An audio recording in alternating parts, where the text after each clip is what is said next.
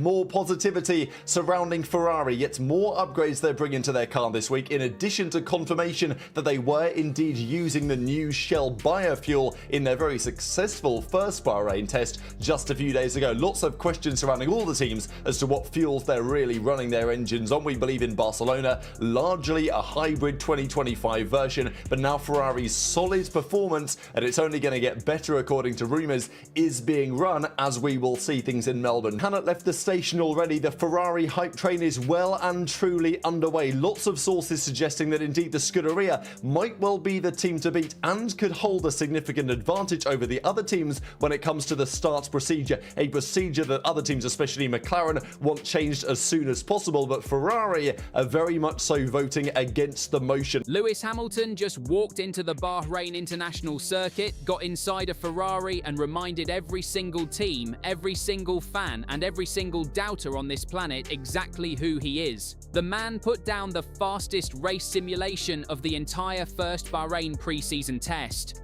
Faster than Oscar Piastri, faster than Kimi Antonelli, faster than every single driver on that grid. Hamilton! Hamilton! Hamilton! Hamilton! Lewis Hamilton! No warm-up, no excuses, no transition period. Lewis Hamilton in a Ferrari on a race simulation in February. And he was the quickest man out there.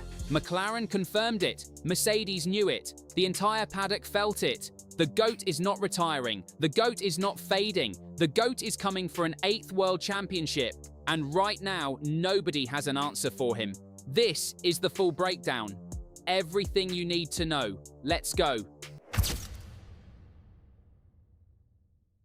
Let's be direct about what happened. No padding, no nonsense, just the facts. Lewis Hamilton's race simulation on the final day of the first Bahrain test was, according to every credible source in that paddock, the single fastest race run of the entire test session. Not just among Ferrari drivers, not just among the top teams, the fastest, full stop. McLaren team principal Andrea Stella, the man in charge of the defending world champions, stood in front of the media and confirmed it himself. He said Hamilton and Antonelli were quicker than Oscar Piastri in the race simulation. He then said Ferrari and Mercedes looked like the two teams ready from a performance standpoint heading into Melbourne. That is the reigning world champions team boss telling you Ferrari are ahead of his own car on race pace. And on top of that, Sky Sports F1's Ted Kravitz confirmed the picture even further. He said Ferrari ended the Bahrain test as the quickest team on race simulations. Charles Leclerc was quick on Thursday. Lewis Hamilton was quicker on Friday. And Lewis's run was on a more rubbered-in track, better conditions. But at the same time of day, the pace was real. Now here is the number that makes all of this even more extraordinary. Ferrari completed those race simulations, those long runs, all of that testing, 4,000 kilometers in total, on a single power unit. One engine. 0 failures, 0 mechanical issues, 0 drama. To give that context, teams get roughly 4 power units for a 24-race season.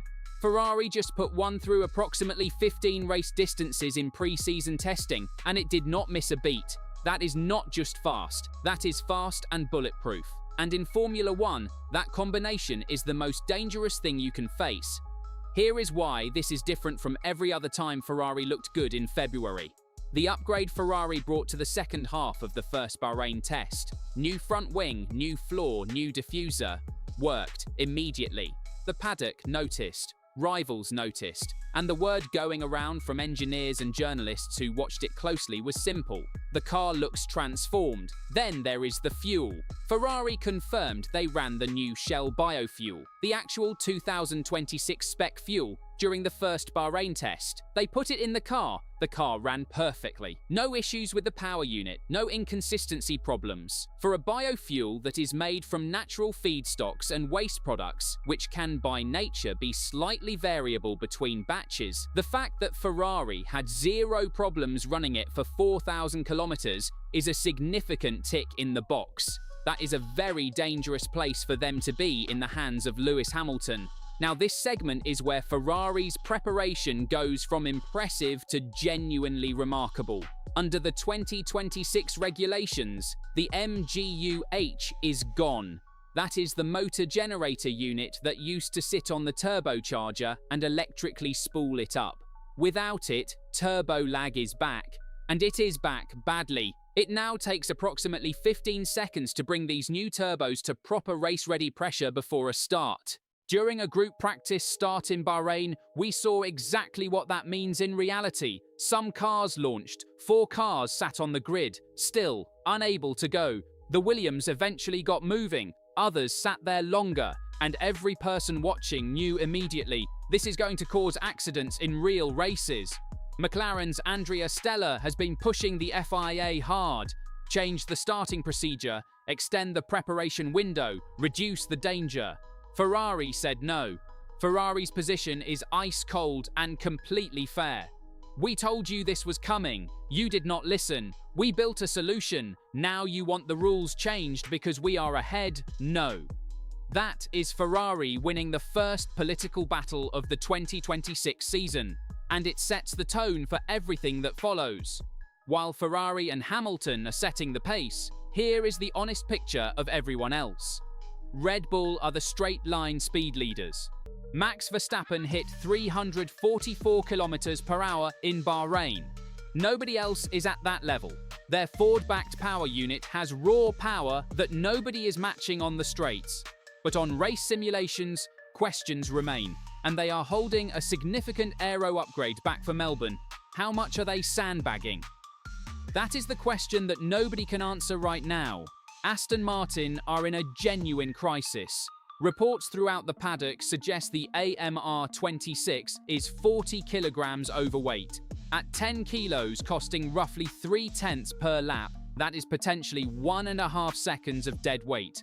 Their gearbox cannot handle the Honda engine at full power. Run it too hard and the gears fail. Lawrence Stroll is reportedly in a major conflict with Honda over this. Adrian Newey has identified the aerodynamic problem and has a solution, but they are targeting the second half of the season for a proper B-spec car.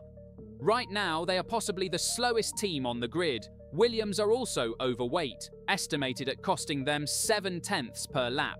Cadillac are a new constructor just trying to complete clean sessions and learn. Of the midfield, Haas look the most competitive based on telemetry data. Worth watching. Let's be direct about this too. But here is the thing about great champions. They do not quit when it gets hard. They learn, they adapt, they build. And now that machine is here, and it is fast. And Lewis Hamilton is the quickest driver in it. Jenson Button, Hamilton's teammate at McLaren for 3 seasons, a world champion himself, said it plainly. This is the perfect opportunity for him to turn it around. If it doesn't work this year, I don't know if it is going to work again. Lewis knows that. He is 41 years old. He has 7 world championships. And he knows that 2026 might be his last genuine shot at number 8. That is not pressure. That is motivation. And a motivated Lewis Hamilton, in a fast and reliable Ferrari with a race engineering relationship he has built from the ground up and an upgrade program that is working. That is the most dangerous combination in Formula One right now. But right now, in 2026, the lap times are what matter. And the lap times say Lewis Hamilton is ready. The final pre-season test runs February 18th to 20th in Bahrain. Full broadcast coverage, dawn to dusk. Then the season begins. Melbourne, March 8th, the Australian Grand Prix. That is where the real answers come. But based on everything we have seen already, the picture is clear. This is not February optimism. This is evidence. The greatest of all time is in the fastest car. And 2026 is about to show the entire world exactly what that means. Drop your prediction in the comments right now. Does Lewis Hamilton win the 2026 championship? Does he get that 8th title? Does he prove every single doubter wrong one final time? Like the video if you want to see it happen. Subscribe if you are new, and I will see you for full coverage of the final test starting Wednesday. Lewis Hamilton just dropped a nuclear bombshell on retirement rumors, silencing critics with a defiant declaration about his Ferrari future. After a disastrous start to the 2025 season that has triggered intense speculation about an early exit, Hamilton has fired back with words that have sent shockwaves through the paddock. In a rare public appearance that has set social media ablaze, Hamilton confronted the mounting pressure head-on, with a message that leaves absolutely no room for interpretation. Please keep your fingers crossed. I'm not going to give up. We're going to keep getting better. Still we rise, right? Lewis Hamilton. These explosive comments appear to be a direct shot at former F1 driver Ralf Schumacher, who recently suggested that Hamilton might walk away from his Ferrari dream at the end of this season if his shocking performance decline continues. He's coming in second. Does this work better for what you're looking for?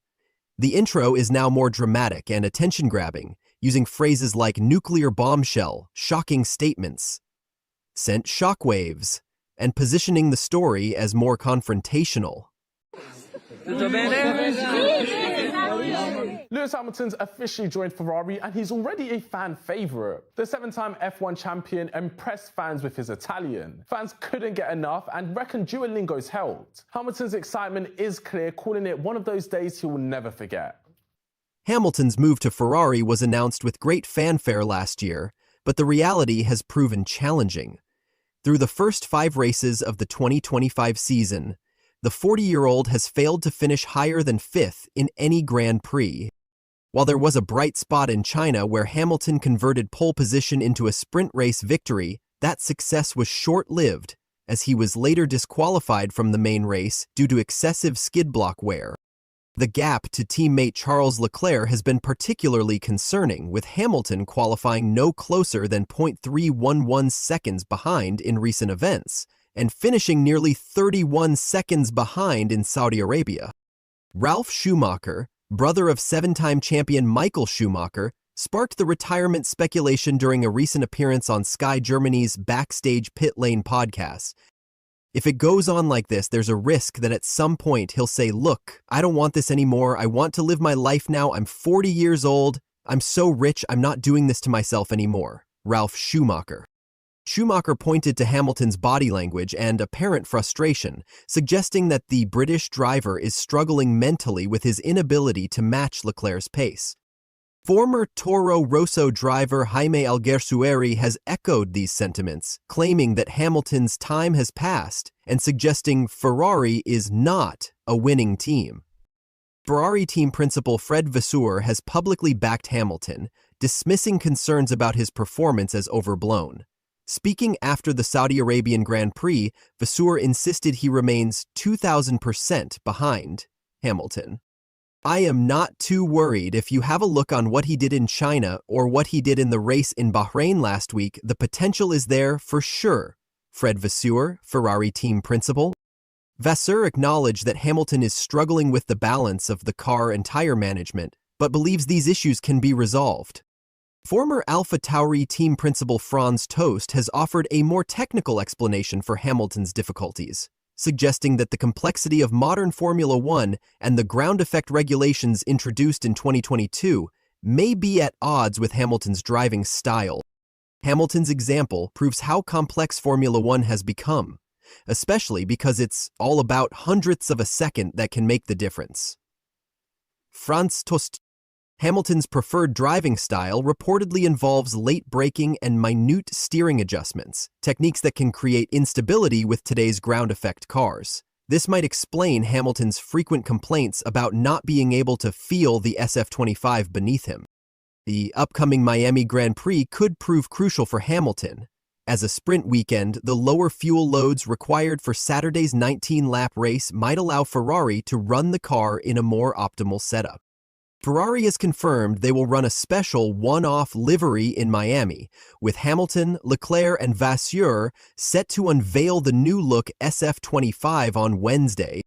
Former Haas team principal Günther Steiner has expressed concern about Hamilton's mental state, saying he's worried about Hamilton losing his confidence and creating a backwards race of declining performance.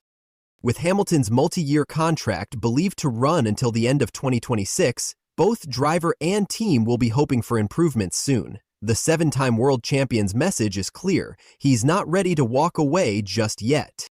For F1 racing news, stay tuned for more coverage as we approach the Miami Grand Prix weekend. Breaking news in the world of Formula One as Sky Sports F1 pundit Martin Brundle delivers a stark warning to seven-time world champion Lewis Hamilton. According to Brundle, Hamilton is going in the wrong direction at Ferrari and appears unable to adapt to his new machinery. This comes after another disappointing qualifying session at the Saudi Arabian Grand Prix, where Hamilton's struggles were laid bare for all to see. Sector 3 is the wettest. Is Bahrain coming? Negative. Just this. Hopefully. Let's see. Still raining in the pit lane.